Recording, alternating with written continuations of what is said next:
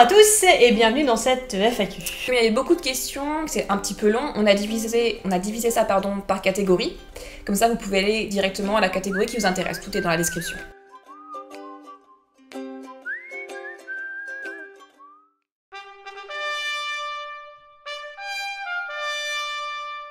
Ça fait combien de temps que vous aviez l'idée de la chaîne? Alors on a eu l'idée de la chaîne à peu près un mois avant de la créer. Donc la première vidéo est sortie en août l'année dernière, donc on a eu l'idée il y a un an à peu près maintenant. Et on s'est lancé tout de suite parce que si on se lançait pas, de toute façon on allait se dégonfler. Qu'est-ce qui vous a donné envie de faire des vidéos? En fait ça faisait déjà longtemps qu'on regardait des vidéos, on a commencé avec le joueur du grenier, après avec Jules, Karim Debache, de là on s'est mis aux vidéos sur le cinéma. Puis au bout d'un moment, on s'est dit, mais nous aussi, on pourrait dire des choses, puisque régulièrement entre nous, on analysait déjà les films et les jeux auxquels on jouait. Et après, je crois ce qui s'est rajouté par-dessus, c'est quand on s'est rendu compte qu'en fait, on regardait pas une seule nana sur YouTube. Et c'était un peu choquant de se dire qu'il n'y avait pas plus de femmes, qu'elles n'étaient pas plus visibles, et que même nous avait fallu autant de temps pour s'en rendre compte. Donc à partir de là, on s'est senti obligé de faire cette chaîne. Comment avez-vous décidé du concept de la chaîne?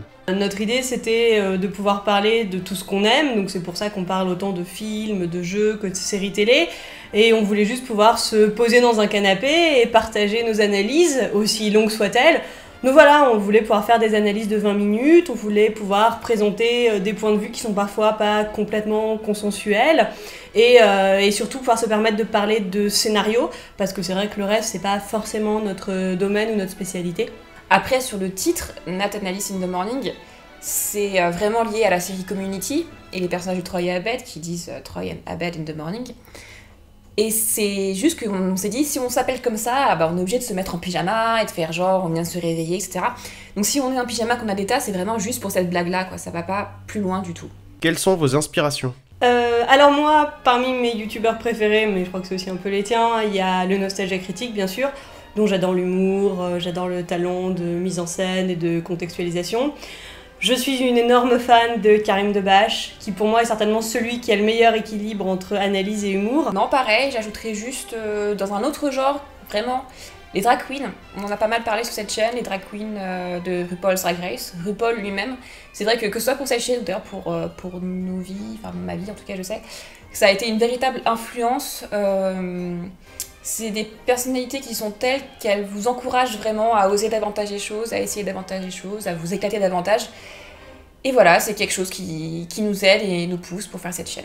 Combien de temps vous faut-il pour faire une vidéo et comment le travail est-il réparti? Alors ça commence par à peu près 2-3 heures de discussion pour être bien sûr de ce qu'on veut dire dans la vidéo. Après, c'est moi qui écris, ça prend à peu près 10-15 heures. Après on tourne, c'est 1-2 soirées s'il y a de la mise en scène et du maquillage. Après, c'est ta partie. Et après, moi je passe au montage. Et je compte en moyenne 1 heure de montage par minute de vidéo. En moyenne, c'est variable selon la complexité de la vidéo. Donc en tout, là, pour faire une vidéo, grosso modo, 40 heures. Ouais, une quarantaine d'heures. Vous avez une façon particulière d'écrire les scénarios? Un rituel satanique peut-être? Sœur Whoopi, nous te sacrifions sur l'autel de l'écriture. Et nous te remercions. Puisses-tu nous apporter l'inspiration? Comme on disait d'abord, on discute pour être bien certaine de ce qu'on veut dire. Et après, pour l'écriture, on fait plusieurs versions. En fait, j'écris d'abord un truc qui structure les choses, j'envoie à Nat, qui me fait un retour, et on fait comme ça une navette, jusqu'à ce qu'on ait la version dont on est contente. En moyenne, 10 pages de texte. Il y a des gags qui sont prévus très en amont, qui sont limite la source dès le début. Puis après, il y en a, c'est limite au moment du tournage. On se dit, oh et tiens, et si on faisait ça? Et voilà, c'est complètement à l'arrache. Et ici, parfois, on demande quand même l'aide de Pierre-Louis s'il veut bien nous relire et nous dire ce qu'il pense du texte.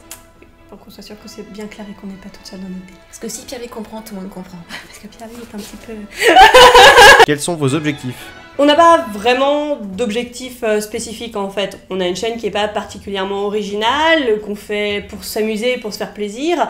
et on monétise pas les vidéos, on n'a pas l'intention de les monétiser de toute manière. Donc voilà, l'idée c'est plus de pouvoir présenter notre point de vue dans un petit peu la bonne humeur et aussi sans qu'il y ait d'agressivité vis-à-vis des gens qui ont un point de vue différent. Ça c'est très important. Ouais, c'est vraiment un truc qu'on veut défendre et pour l'instant ça marche bien sur la chaîne, même dans les commentaires, et on a vraiment envie que ça continue comme ça. D'où vient votre motivation à faire toutes ces vidéos sans avoir un nombre d'abonnés qui monte rapidement? Mais on est super contente, nous on trouve qu'on a vachement d'abonnés, on pensait pas dépasser 1000, attends. Je pense que non, la motivation c'est vraiment juste s'amuser, faire des vidéos avec sa meilleure pote. Faire des vidéos à deux ça aide vraiment, on s'éclate beaucoup plus, quand il y en a une qui se démotive ou quoi, bah l'autre justement la remotive. Donc c'est vraiment super important. Puis maintenant aussi la communauté est une vraie motivation. Enfin, les gens sont super sympas, super ouverts, donc ça nous fait vraiment plaisir. La chaîne ne va être centrée que sur la pop culture ou va-t-il y avoir des écarts?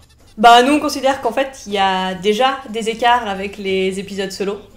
Voilà, donc notamment mes épisodes solo sur des films et puis les épisodes solo d'Alice à venir seront l'occasion de faire des écarts. Mais on reste, le cœur de la chaîne est centré vraiment sur la pop culture. Et c'est pour ça que ma chaîne sur l'art d'ailleurs est une chaîne à part et n'est pas intégrée dans Natanalyse. À ce propos, est-ce qu'Alice aura sa chaîne secondaire? Bah j'en sais rien, en fait j'ai des envies d'écrire pour d'autres chaînes, j'ai des copains qui ont d'autres projets de chaînes. Ça m'amuserait de participer, honnêtement j'ai pas trop le temps, donc je sais pas, peut-être quand je serai au chômage. Non franchement j'en sais pas plus pour le moment. Vous envisagez de nouveaux concepts pour la chaîne? Pensez-vous faire des partenariats? Oui, on a déjà en fait quelques projets de collaboration qui sont encore au tout début, avec l'Amicale du Geek, le Docteur Pralinus, la chaîne du Canapé, et... Avec Studio Placard, la chaîne de Rod Wolf. J'arrive pas à prononcer son nom, pardon. Et sinon, non, on n'a pas tellement d'autres idées ou d'autres envies de concept, en fait. Comme on vous disait, on est bien comme ça. Donc ouais, des collabs, c'est prévu, faut qu'on s'y mette. Vos compagnons, compagnes et votre famille supportent-ils le temps passé à faire des vidéos? Ma famille, au début, quand il y avait que Nat et Alice, ils comprenaient pas pourquoi j'étais autant investie là-dedans. Depuis que je fais des vidéos sur l'art et qu'ils comprennent un petit peu plus et ils ont pas l'impression que je fais juste un truc complètement con, ouais, c'est plus du tout un problème, ils sont très sympas. Ouais, ma famille, ça les amuse, ils sont contents pour moi, après ils sont pas trop dans le délire et tout ça. Après effectivement j'ai des amis qui en ont marre parce qu'ils me voient moins, mais après c'est pas spécialement dû que à la chaîne en fait. Pourquoi Nat and Alice et pas Alice and Nat? Bah parce qu'on reprend juste le Troy and Abed in the Morning de Community, et que donc Alice et Nat in the Morning ça marchait pas, et que Nat et Alice ça marche. Nombre de syllabes, Voilà. c'est tout. Vous serez présente à des conventions? Pour l'instant c'est pas prévu, c'est pas trop notre truc les conventions, il y a des gens, il faut leur parler et on est un peu mal à l'aise. En plus on est une petite chaîne, on sent pas trop la légitimité de faire des conventions. Après, je sais pas, on verra peut-être Pierre-Louis parce que lui ça l'éclate. Mais franchement je sais pas, peut-être un jour. Mais d'ici là on préfère rencontrer les gens voilà, comme ça, à l'improviste, autour d'une bière, c'est plus convivial. Y a-t-il d'autres personnes qui participent ou ont participé à la chaîne? Alors jusqu'à présent, nous avons eu un autre participant, mais que vous n'avez pas vu sur la chaîne, parce qu'en fait, c'est Vincent qui est venu nous prêter un coup de main, parce qu'on a fait une présentation, certains d'entre vous l'ont vu, sur la chaîne de Ginger Force. Donc Vincent, c'est celui qui a hérité de la magnifique perruque rousse. Voilà, donc on le remercie encore une fois. Merci Vincent. Est-ce qu'on peut vous suggérer des trucs? Ouais, bien sûr. Peut-on espérer une vidéo sur les Fallout avec l'annonce du 4? Alors Alice a joué aux 2 premiers Fallout, j'ai joué aux 2 derniers, et c'est un univers qu'on aime beaucoup, qui est super intéressant, mais a priori, nous, on n'a rien de particulier à dire dessus, donc à moins que le 4 nous transcende, non, rien de prévu non plus. Ferez-vous une critique d'un film étranger? Bah, en fait, techniquement, depuis le début, on fait que des critiques de films étrangers. On a fait que des films anglo-saxons, des films coréens, et j'ai parlé d'un film japonais. Mais voilà, donc on n'a en fait jamais touché au film français. Après, le type de cinéma spécifique dont tu parles, je crois qu'Alice, c'est pas trop ton... Oui, la personne qui a posé la question, en fait, faisait plutôt référence au cinéma Moyen-Orient, Proche-Orient. Ouais, donc je crois que c'est pas trop ton truc. J'en ai jamais vu en fait. Voilà. Moi j'aime bien un certain nombre de films de cette région, donc pourquoi pas on a de faire des nattes en solo sur certains films que j'aime beaucoup. Ce sera pas très pop culture je pense, mais... Non, ce sera complètement un télo. À quand une vidéo sur la saga Mass Effect? Hein? À quand? Allez... Ah, la grande question. Mass Effect, c'est vraiment le jeu dont on a envie de parler depuis le début. On a presque fait cette chaîne pour ça. Pour l'instant, on ne sait pas comment en parler parce que c'est un truc tellement énorme. C'est notre jeu vidéo préféré, on n'a pas envie de se louper, etc. Faut vraiment trouver le bon angle, la bonne approche. En fait, il y a quelqu'un qui nous avait posé la question de savoir de quel sujet on voulait vraiment parler, et Mass Effect, on est parti. Un truc sur Borderlands de prévu? Oui, c'est prévu. Là, on peut dire pour de vrai, c'est bon, on va faire une vidéo sur Borderlands. Et un truc sur Game of Thrones? C'est un peu comme Mass Effect, il faut qu'on trouve la bonne approche pour parler de cette série, parce que c'est tellement, encore une fois, un truc énorme et dont tout le monde a déjà beaucoup parlé qu'on ne veut pas se louper ou dire un truc qui a déjà été dit. Comptez-vous faire une critique de Sense8, la nouvelle série de Netflix?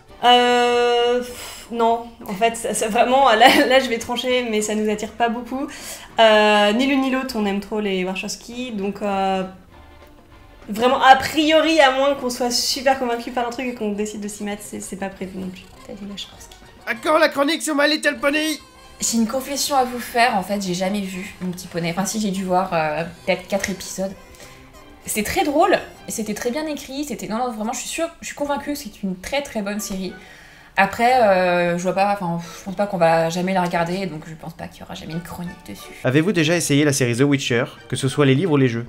Votre avis sur le profil des personnages, surtout féminins, pourrait être très intéressant. C'est marrant parce que The Witcher, c'est certainement le truc dont on nous a le plus parlé et dont on a le plus demandé qu'on donne notre avis.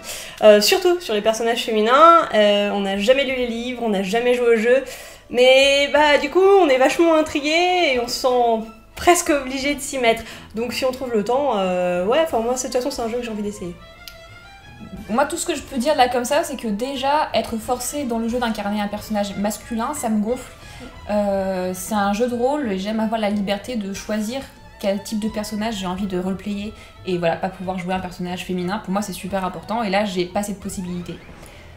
Donc déjà, j'ai envie de dire mon rapport à ce jeu et à la question du féminin, ça commence mal. Mais non, on a envie de s'y mettre, on fera un effort. Donc voilà, on verra bien. Et sinon, quand est-ce que vous allez enfin regarder Parks and Recreation? James, tu sors!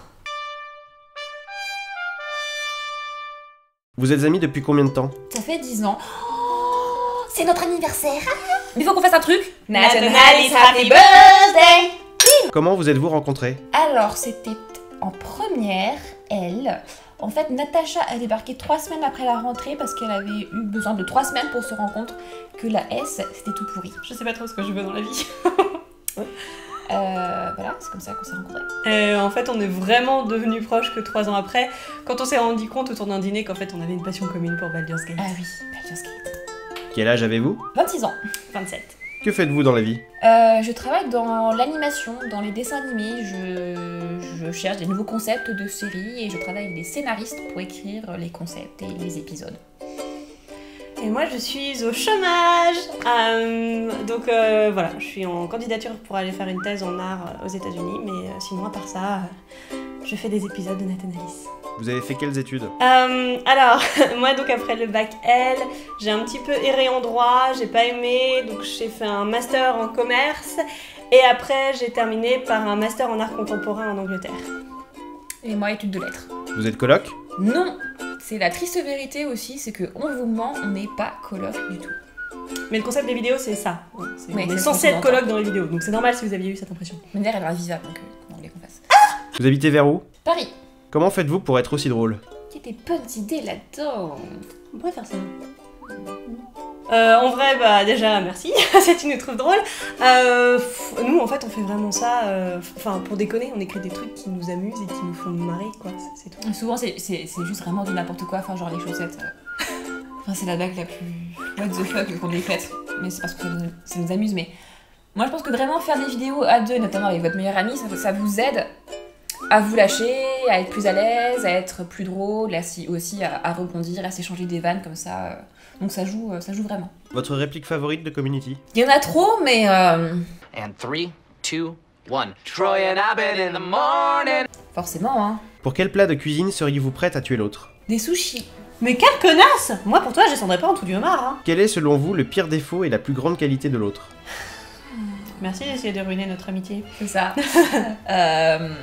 Alors, je dirais que le plus grand défaut de Natacha, c'est qu'elle est vraiment super maniaque. Genre, elle est capable d'interrompre un tournage pour aller redresser un cadre qui lui paraît pas très droit.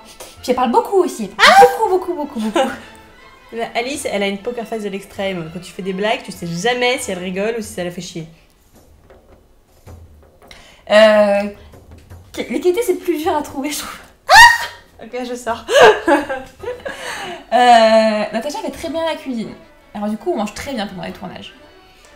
Bah, la plus grande qualité d'Alice, c'est qu'elle a une poker face de l'extrême. Donc, pendant que moi, je suis en train de me bidonner sur le canapé, bah, elle a une résistance au faux rire. Voilà. Quel est le sujet sur lequel l'autre est intransigeante? Globalement, tout ce qui touche aux questions de genre, de tolérance vis-à-vis de la sexualité, féminisme, tout ça. Pareil pour nous deux. Si l'autre vivait dans un jeu vidéo, quel personnage serait-il ou elle? J'adore cette question. Alors, Natacha, dans un jeu vidéo, elle serait un elfe, mage, gay. C'est sûr. Oui, totalement. Et Alice, ce serait une guerrière neutre stricte. Ah, pourquoi notre strict? Parce que neutre stricte. Mais je... Poker face de l'extrême. Et Pierre, oui. Pierre serait un nain. Au travers des dernières chroniques, on a pu deviner votre goût pour les RPG. Vous avez débuté comment? JDR papier? Quelle perspicacité. Oui, on est des grandes fans de jeux de rôle. Et non, on n'a pas commencé par les jeux de rôle papier. On a commencé par Baldur's Gate. Et on s'est mis au jeu de rôle papier, en fait, cette année seulement. Mais, Après le début de la chaîne. Ouais, après le début de la chaîne. C'est récent. D'où vient votre amour pour BioWare? Bah ouais, justement, ça vient de Baldur's Gate, mon premier jeu de rôle. Ouais, moi aussi, j'ai joué toute petite, enfin j'avais genre 10 ans. Et même si à l'époque j'étais trop jeune pour bien saisir les règles et tout ça, que je faisais un peu n'importe quoi, c'est vraiment un jeu qui m'a marqué et qui a déterminé tout mon rapport aux jeux vidéo, au RPG en particulier. Parce que pour la première fois, j'avais cette possibilité de choisir d'incarner un personnage féminin et de le personnaliser un peu, et pour moi, c'est super important. Ouais, pour moi aussi très important à partir de Dragon Age, la représentation de personnages homosexuels. Vraiment un truc qui fait que j'adore BioWare aussi. Vous êtes assez branché culture pop, mais aussi féminisme et genre, si je ne me plante pas. Quel est votre degré de tolérance face aux clichés? Ça vous est arrivé de lâcher un jeu ou une série, ou autre, parce que ça allait trop loin dans les clichés? Les clichés sont pas forcément un problème en soi. Ils peuvent être simplement pas intéressants ou un peu maladroits. Donc on peut tout à fait les tolérer. C'est plus si on les perçoit comme vraiment insultants. Ça arrive pas souvent, mais effectivement dans ces cas-là on peut laisser tomber quelque chose. Mais c'est genre arrivé uniquement sur des trucs japonais en fait, où c'était trop fanservice, trop gros nichon. Et enfin, perso, moi je sais que en tant que public féminin, je me sens insultée, je me sens exclue, je me sens ridiculisée. J'aime vraiment pas ce que ça veut me dire, quoi. Ouais, donc enfin moi ça m'est arrivé. Enfin, je me suis jamais mise à Dead or Alive par exemple à cause de ça. Qui est donc ce mystérieux Pierre-Louis, qu'on voit à chacune de vos vidéos ou presque? Ah non, mais c'est juste un mec qui passait par là, hein. Ah oui, non, c'est rien. Il savait pas quoi faire, de temps en temps, il se colle le canapé. L'armée, il allait faire des vidéos, voilà. Ouais.